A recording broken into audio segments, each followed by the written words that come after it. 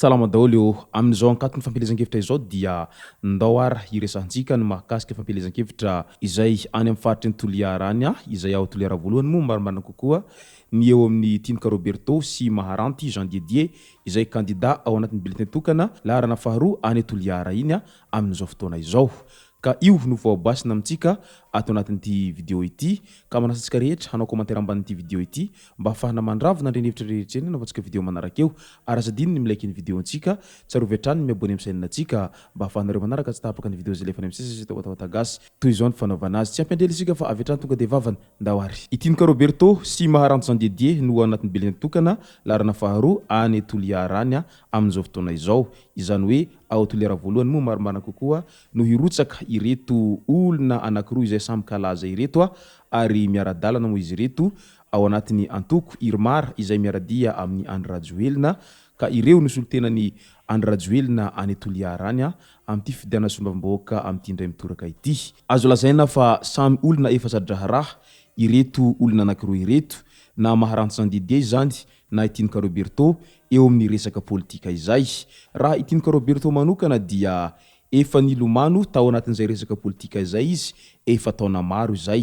ary efa naro ireo andraikitra lehibe izay nisahaniny teto amin'ny firenena ary efa i-ministra imbetsaka moa izy tamin'izany nandritra ny 5 taona lasa teo dia Itinika Roberto ministra foana hatramin'ny farany efa faramparany ihany izy vao lasa tany ampitan-dranomasina tany izay solotenan'i Madagasikara niasa simonina tany ivelany tany. Ka arak'izany dia azo lazaina fa olona tena ampitraikefa raha Itinika Roberto izy zany ilay antsoina hoe poste 10 raha ao amin'ny mpilalao baolina no akana ohatra satria l'homme de tout terrain raha Itinika Roberto eo amin'ny resaka politika izay ary tena tsy misy mahavitany vitany mihitsy hatreto ary izy ilay azo lazaina hoe irremplaçable raha teo amin'ny resaka politika raha ho an'ireo olona niaradia sy niara-niasa tamin'ny Andriamatoa Andry Rajoelina hatrany ampiandohana mandraka ty androany dia tena hita fa mafy ary matotra ny fifandraisana izay misy amin'ny Itinika Roberto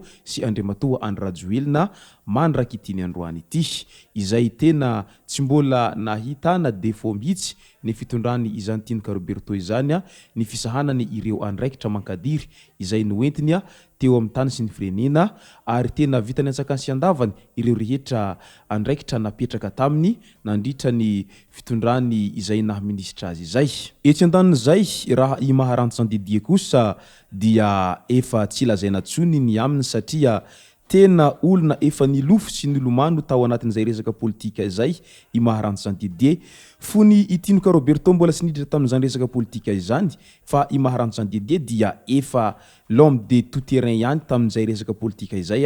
raha tamin'iny faritry ny atsimon'ny nosy iny satria i Maharanty Jean Didier zany efa olona zatra ny aina tao anatin'izay politika izay izany hoe efa ao anaty raha tanteraka ny Maharanty Jean Didier izay resaka politika izay ka tsy vaovao amin'ny mihitsiny izao resaka politika sy firotsahan-kofidiana sy ny bavambahoaka izao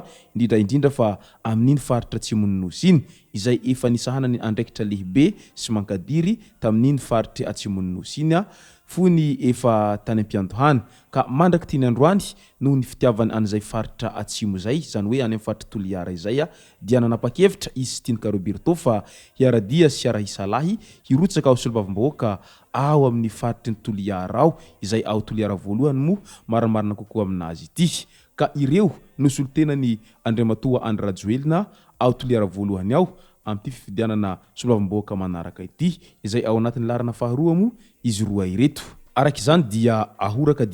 tokoa ny fifidianana solom-bavambahoaka ao Toliara voalohany ao amin'ity indray mitoraka ity satria samy mafy ireo candidat na ny andaniny na ny ankilany izany hoe ireo miaradia amin'ny Andry Rajoelina raha teo moa azo lazaina fa be mpanaraka mihitsiny amin'izao fiandohany fampielezan-kevitra izao raha ny hita tao amin'ny tapatrasera Facebook dia tena vorolanina ny vahoaka ary maro dia maro izany vahoaka nitandahatra nanaraky ny arabe nitsena any Itinika Roberto sy Maharanty Jean Didier izay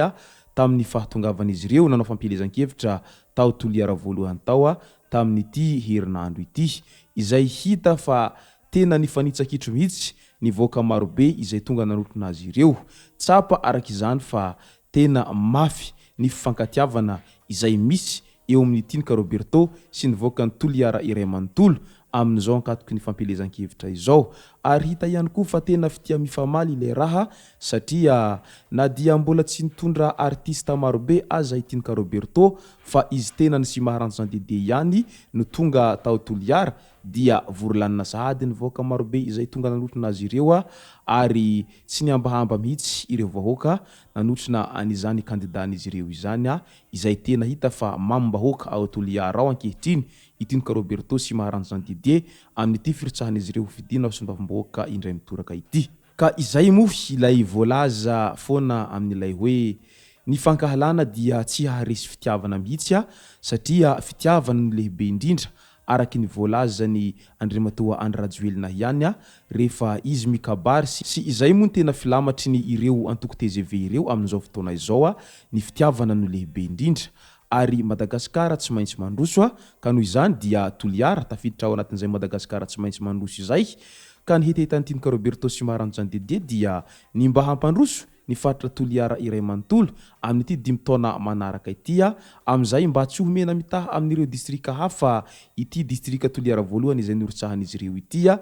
amin'ny 5 taona manaraka eo satria maharary azy ireo ny maharary nivoaka ny Toliara iray manontolo ka izay no antony nahatonga azy roa lahy reto nirotsaka ary niaraka niombonantoka tao anatin'ny antoko anankiray mba hisolo tena ireo voaka ny Toliara sy hitondra ny hetaheta voaka ny Toliara any amin'ny fitondrana faratampony izany hoe izy ireo no hosolo mbavamboaka ny Toliara amin'ity indray mitoraka ity raha toa ka lany soamantsara izy ireo ao anatin'izay fifidianana solo mbavamboaka izay. Araka ny hita hatreto ary araky ny fanehoan-kevitry n'ireo olo-mpanarabavao any Toliara any amin'izao fotoana izao dia hita taratra sahady ny mety hahalany ireto kandida roa lahy ireto amin'ity fifidianana indray mitoraka ity satria tena lonaka ary tena mahoraka ny fampelezan-kevitra any Toliara voalohany any amin'izao fotoana izao satria hita fa tena miray fo sy miray saina amin'ireto roa lahy ireto nivoaka ny Toliara voalohany iray manontolo amin'izao ankatoky ny fampelezan-kevitra izao. Ka izay no mahatonga ireo olo-pirenena any Toliara any miteny sahady hoe tena raha izao no mitohy dia tsy maintsy lany ireto roa lahy ireto ary sarotra amin'ireo mifaninana aminazy ireto ny handresy izy roa lahy ireto satria tena mahoraka dia mahoraka tokoa izany fampelezan-kevitra izany etsy andanin'izay tena lasan'izy ireo tanteraka ny fony vahoaka ny Toliara iray manontolo amin'izao fotoana izao ka izay moa ny zava-dehibe satria izay moa ny antony anaovana amin'ny fampelezan-kevitra mba ahatonga ireo vahoaka tsirairay mba hahare sy handre izay hevitra rehetra izay mivoaka amin'ireo kandida sy ny programa anasany tsirairay avy ka izay no mahatonga ireo vahoaka ireo amin'izao fotoana izao tsapa sy hita taratra hatrany fa efa resy lahatra dia ny mbola tia ampiantohana ireo vahoaka ny Toliara iray manontolo manoloana ny kandida Tinika Roberto sy maharantsy Dede izay natolotry ny Irmara ao Toliara ao. Izay sy zay moa ny masaka azona roso tomboko lasy tomboko vavy misaotra antsika reto naraka hatramin'ny farany ity video ity aza diny manao commentaire ambanin'ity video ity mba afahana mandravo na renevitra rehetra eny navontsika video manaraka eo tsarovy ny milaiky ny video antsika ary aza diny toroka zany hatrany miabony amin'ny chaîne antsika mba afahanareo manaraka tsy tahapaka ny video zay lefa any amin'ny sisy tomboko lasy tomboko vavy mankasitraka dia marary soa.